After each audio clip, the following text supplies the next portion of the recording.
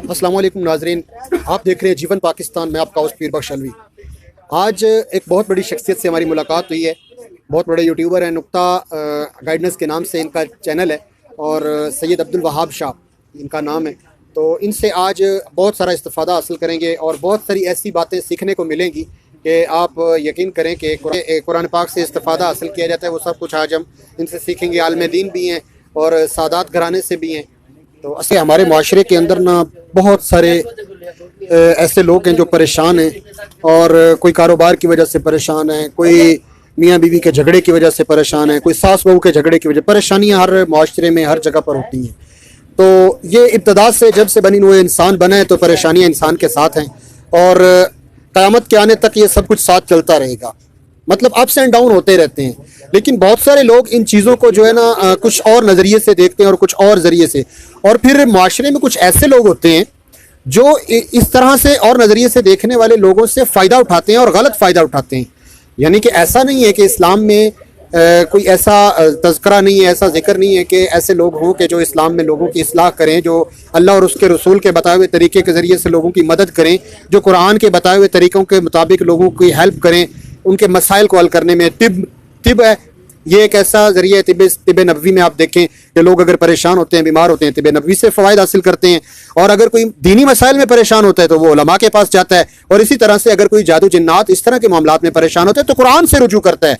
तो ये सारे मामलात, ये सारी चीज़ें हमारे माशरे में बहुत से लोग कम इल्मी की वजह से नहीं जानते हैं और न जानने की वजह से वो ऐसे लोगों से लुट जाते हैं, ऐसे लोगों के हाथों पर चढ़ जाते हैं जो कि लोगों को बजाय इसके कि वो अल्लाह और उसके रसूल की तरफ लगाएं, वो खुदा न खास्ता इस तरह की तरगीब देते हैं कि लोग उनको खुदा तक मानने बैठ जाते हैं। मैं नहीं शायद हूँ इस चीज़ का कि हमारे इलाके में एक शख्स ऐसा था कि अब तो वो वासिल जहन्नम हो चुका कि वो खुद को खुदा कहलवाता था।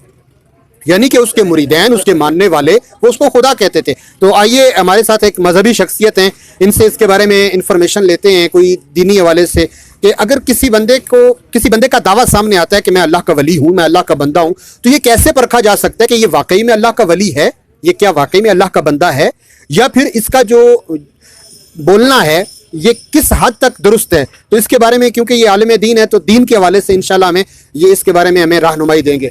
तो आइए मिलते हैं इनसे। अस्सलाम वालेकुम वरहमतुल्लाह। वालेकुम अस्सलाम वरहमतुल्लाह। शालामा साहब, सबसे पहले तो नाजरीन को अपना नाम बता दीजिए। मेरा नाम सैयद अब्दुल वहाब शाह है और इधर ही मैं रहता हूँ, गोल्डा स्टेशन के एरिया में। तो जो आपने अपनी तमहीर में जो बात की है, पहले तो एक तो आपने सवाल पूछा है, लेकिन एक उससे पहले आपने बात की है, उसके इन दोनों पे मैं बात करना चाहता हूँ। आपने कहा कि मुसीबत जब किसी पर आती है तो लोग इधर उधर भागते हैं। असल में इसकी वजह यह है कि लोगों को ये नहीं पता कि मुसीबत क्यों आती है।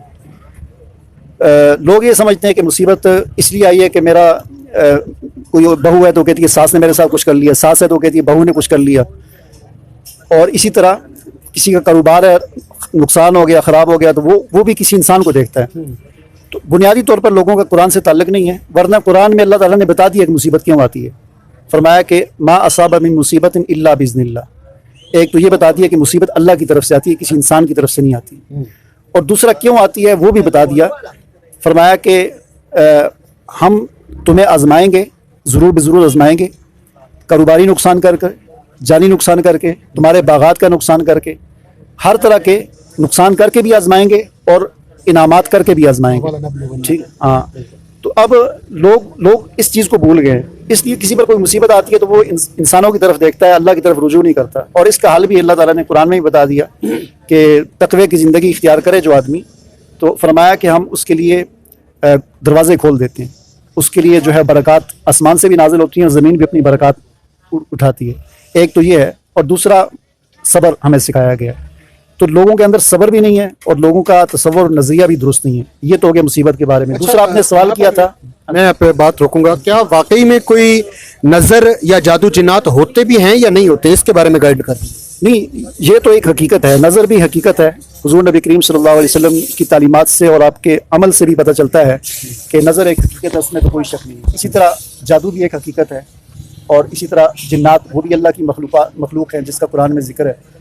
तो ये चीज़ तो है, लेकिन बात वही आ जाती है कि अगर नज़र हुई है तो खुद नहीं हुई, अल्लाह के हुक्म से हुई है। अगर जादू है, कुरान ने सूरह बकरा की आयत नंबर 102 में अल्लाह ताला फरमाते हैं कि जादू तब ही असर करता है जब अल्लाह इजाज़त देता है। اگر اللہ کی اجازت نہ ہو تو پھر جادو بھی اثر نہیں کرتا، تو بات پھر گھوم کے ادھر ہی چلی جاتی ہے اللہ کی طرف۔ تو ہمارا بھروسہ اور یقین اور ایمان اللہ پر ہونا چاہیے۔ باقی یہ چیزیں، ان سے احتیاط کیسے کرنی ہے اس کے لیے بھی ہمیں دعائیں سکھلائی گئی ہیں، ہمیں اعمال دیے گئے ہیں قرآن و سنت کے اندر، ہم ان کا اہتمام کرتے ہوئے ان چیزوں سے جو ہے اپنی جان چھڑا سکتے ہیں۔ دوسرا بھی آپ بتانے لگے تھے تو بات میں نے یہ پوچھ لی کہ پھر ایسے لوگ جو اس طرح کا کام کرتے ہیں ان کی آپ کیا پہچان بتائیں گے کہ کیسے پہچانا جائے کہ یار یہ بندہ واقعی میں اللہ والا ہے یا اللہ کے قریب ہے، کیا اس کی دعا میں اللہ نے اثر رکھا ہے یا نہیں رکھا، یا یہ جو بات، کیونکہ میں نے کتابوں میں پڑھا ہے کہ ایک ہوتا ہے جس کو کہا جاتا ہے دعا، ایک ہے جس کو کہا جاتا ہے کرامت، ایک ہے جس کو کہا جاتا ہے استدراج۔ اب کرامت، معونت، استدراج، اس کے معاملات میں پہچان نہیں پتہ ہے، یعنی کہ اگر تو کرامت ہے یا معونت ہے، مومن سے معونت ہے، اور جو اللہ کا ولی ہے یا اللہ کا قریب بندہ ہے تو اس سے کوئی کرامت اللہ ظاہر جب کرنا چاہے تو وہ کرتا ہے۔ تو اب یہ کیسے پتہ چلے کہ اس سے ظاہر ہو رہا ہے خرق عادت کام، یہ کام استدراج ہے، جادوگری ہے، یا واقعی میں اللہ کے اذن سے ہے؟ دیکھیے، اس حوالے سے علماء کرام نے ایک بات لکھی ہے، وہ یہ لکھی ہے کہ مولانا اشرف علی تھانوی رحمۃ اللہ علیہ نے یہ بات لکھی ہے کہ اگر کسی شخص کو آپ آسمان پہ اڑتا ہوا دیکھیں لیکن اس کی زندگی جو ہے وہ قرآن و سنت سے خالی ہے تو وہ مطلب اللہ کا ولی نہیں ہو سکتا، ٹھیک ہے نا۔ ہاں، اللہ کا ولی وہ ہے، وہی ہے، قرآن میں بار بار جو کہا گیا ہے، جس کی زندگی کے اندر تقویٰ ہو۔ تقویٰ کا مطلب بچنا ہوتا ہے، ڈر بھی ہوتا ہے، خوف بھی ہوتا ہے، لیکن بچنے سے مراد یہ ہے کہ برے کاموں سے اور نافرمانیوں سے بچنا۔ نیکی کرنا بھی نیکی ہے، لیکن نیکی کرنے سے بڑھ کر یہ چیز ہے کہ انسان برے اعمال سے بچے، ٹھیک ہے نا۔ ایک آدمی اگر صرف فرائض ہی ادا کرتا ہے، اپنے نماز فرائض، روزہ، زکوٰۃ، حج، فرائض ادا کرتا ہے، کوئی نفل شفل وہ نہیں پڑھتا، لیکن گناہ جو ہے نافرمانی ہر ایک سے بچتا ہے، تو یہ اللہ کا ولی ہے۔ تو ولی کی نشانی یہ ہے کہ وہ قرآن و سنت کا اور حضور نبی کریم صلی اللہ علیہ وسلم کی تعلیمات کا اور آپ کی سنت کا پابند ہو۔ جو آدمی اس چیز سے خالی ہے، وہ چاہے جو مرضی کا ہوا میں اڑے، جو مرضی کرے، وہ کرامت نہیں ہو سکتی، ٹھیک ہے نا۔ دوسری بات یہ بھی ہے کہ کرامت جو ہے، جیسا کہ آپ نے بھی کہا کہ اللہ کے حکم سے ظاہر ہوتی ہے، تو کرامت یہ ولی کی نشانی نہیں ہے، ٹھیک ہے نا۔ ولی یہ ضروری نہیں ہے کہ جو ولی ہے تو کرامت لازمی اس کے پاس ہوگی، ٹھیک ہے نا۔ یہ اللہ کی اذن سے ہوتی ہے، جس کے ہاتھ پر اللہ تعالیٰ چاہتے ہیں ظاہر کرتے ہیں۔ بلکہ معجزات کے بارے میں قرآن، آج بھی میں صبح درس دے رہا تھا، یہی بات آئی تھی کہ یہ معجزات آپ سے طلب کرتے ہیں، تو معجزہ جو ہے وہ اللہ تعالیٰ اپنی مرضی سے، اپنے حکم سے جب چاہتا ہے دکھاتا ہے، ٹھیک ہے نا۔ تو یہ یعنی نبی بھی اپنی مرضی سے معجزہ نہیں دکھا سکتا۔ تو یہ آپ سے کہتے ہیں کہ آپ پہاڑ کو سونے کا بنا دیں، حضور علیہ السلام کو مکے والے کہا کرتے تھے، ہم آپ کو تب مانیں گے آپ یہاں پر سارے صحرا میں باغ لگا دیں۔ اللہ تعالیٰ نے فرمایا کہ آپ ان لوگوں سے یوں کہیں کہ یہ میرے اختیار میں نہیں ہے، جب اللہ چاہتا ہے تو ہو جاتا ہے۔ تو یہ چیزیں اللہ کے حکم سے ہوتی ہیں۔ یہ کرامت جو ہے کسی ولی کی نشانی نہیں ہوتی۔ ولی کی نشانی یہی ہے کہ وہ کتنا قرآن و سنت، جو جتنا زیادہ قرآن و سنت پر عمل کرنے والا اور گناہوں سے اور نافرمانیوں سے بچنے والا، اتنا بڑا اللہ کا ولی ہے۔ تو ایسے لوگوں کا پھر کیا کیا جائے جو اس طرح سے مطلب ایسے لوگوں کے پاس جاتے ہیں کہ جناب بکرا صدقہ دے دیا، جناب یہ اپنا کیا کہتے ہیں جی اب یہ مرغا صدقہ دے دو، اس طرح کر دو، تو اس لوگوں سے بچنے کا کیا ذریعہ ہو سکتا ہے، یا ان لوگوں کی کس طرح سے پکڑ کی جا سکتی ہے، اس کا کیا طریقہ؟ ایک طریقہ کار تو اصل جو مسئلہ ہے نا امت مسلمہ کا، وہ جہالت ہے، یعنی قرآن سے دوری، قرآن و سنت سے دوری۔ تو جہاں پر جب علم آتا ہے نا، اندھیرا جو ہوتا ہے نا، روشنی آتی ہے تو اندھیرا خود چھٹ جاتا ہے، ختم ہو جاتا ہے۔ اسی طرح جہالت ایک اندھیرا ہے۔ آج کے مسلمان قرآن سے دور ہو چکے ہیں، قرآن کے ساتھ ان کا تعلق صرف اتنا ہی باقی ہے کہ بس بیٹی کی شادی ہے تو اس کے سر پہ رکھ کے دے دیا، تو یا کوئی فوت ہو گیا تو ختم پڑھ لیا۔ علامہ اقبال نے بھی کہا نا سورہ یاسین کے بارے میں، ترا حاصل ز یاسینس جزینس کہ از ہم خواندنش با اساں بمیری۔ فرمایا کہ علامہ اقبال کہتے ہیں کہ تیرا یاسین جو تو پڑھتا ہے نا، تو تیرا مقصد اس لیے پڑھتا ہے کہ اس سے مردے کی روح آسانی سے نکلتی ہے، تجھے یہ نہیں پتہ کہ یہ کس لیے نازل ہوئی ہے۔ اب سورہ یاسین کو ہی اگر ہم سمجھ کر پڑھ لیں تو ہماری زندگی میں تبدیلی آ جائے۔ تو قرآن سے تعلق جو ہے ختم تک رہ گیا ہے، برکت تک رہ گیا، چومنے تک رہ گیا ہے۔ حالانکہ قرآن ہدایت کی کتاب ہے۔ ہدایت کا مطلب یہ ہے کہ اس سے ہم نے ہدایت حاصل کرنی ہے، اور ہدایت حاصل ہوگی اس کو سمجھ کر پڑھنے سے، ٹھیک ہے نا۔ یہی اصل مسئلہ ہے آج کے مسلمانوں کا، قرآن کی ہدایات سے لوگ دور ہو چکے ہیں۔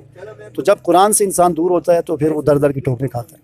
دیکھا ناظرین آپ نے کہ اگر آپ چاہتے ہیں کہ آپ کی زندگی میں اچھی تبدیلی آئے، اور اگر آپ چاہتے ہیں کہ آپ ان چیزوں سے بچ سکیں، اگر آپ چاہتے ہیں ایسے لوگوں سے بچ سکیں جو اللہ کے نام پر، اسلام کے نام پر لوگوں کو لوٹتے ہیں، تو خدا را اپنے بچوں کو اور خود بھی قرآن پاک کی تعلیم کو عام کیجیے۔ جب آپ قرآن پاک کی تعلیم کو عام کرتے ہیں، قرآن کو سمجھ کر پڑھتے ہیں، تو اللہ تبارک و تعالیٰ کی رحمت آپ کے دل پر اترتی ہے تو پھر آٹومیٹکلی آپ ان چیزوں سے دور بھاگتے ہیں اور ان چیزوں سے دور رہتے ہیں اور اللہ تعالیٰ آپ پر اپنی رحمت نازل فرماتا ہے۔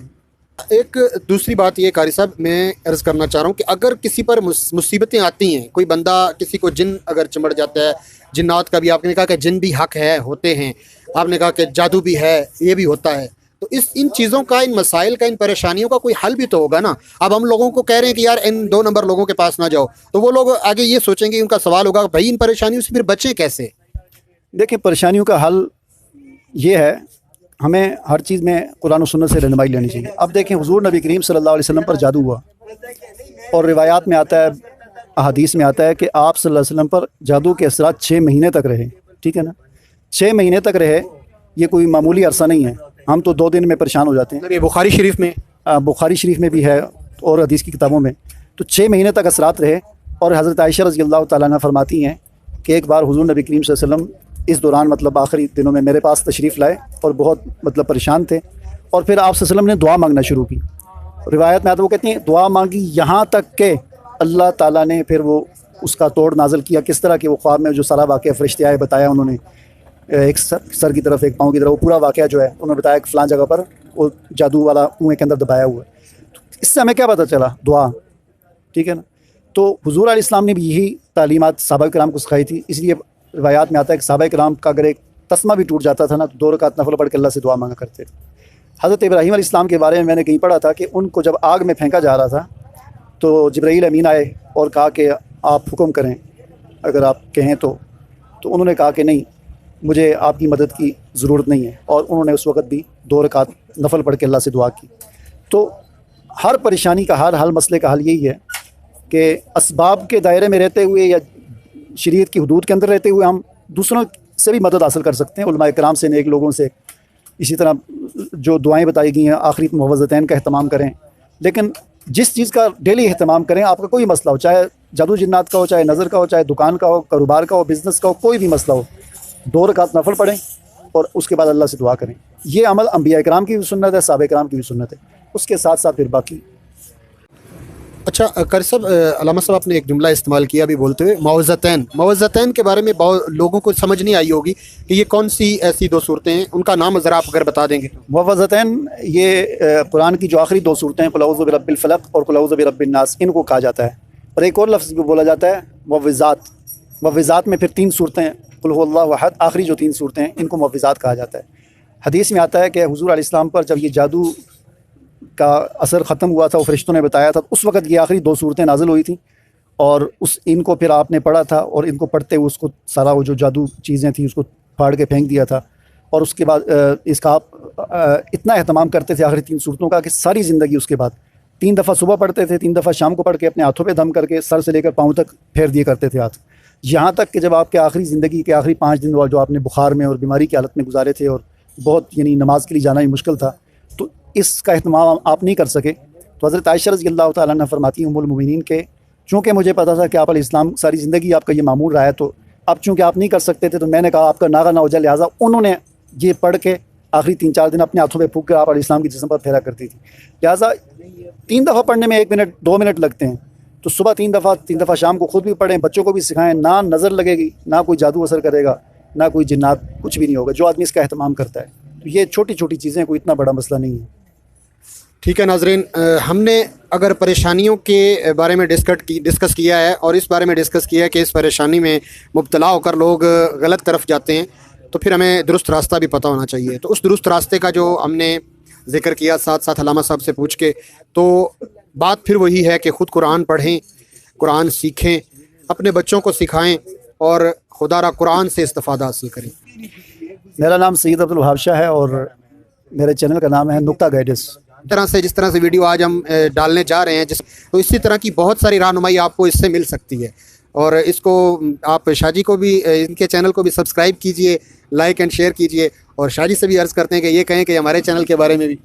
ہاں بالکل، ان کے چینل کو بھی جو ہے وہ سبسکرائب کریں، یہ مختلف موضوعات پر جو ہے لوگوں سے انٹرویو لیتے رہتے ہیں، اور معلوماتی جو ہے ویڈیوز ہوتی ہیں، اور مطلب اس سے آپ کی معلومات میں اضافہ ہوگا، آپ کی انفارمیشن میں جو ہے اضافہ ہوگا، تو لازماً ان کے چینل کو بھی سبسکرائب کریں۔